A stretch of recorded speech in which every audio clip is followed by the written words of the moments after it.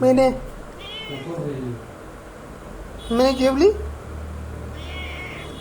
काय जेवली? आता भूक आहे का? झोपते का? झोप मग.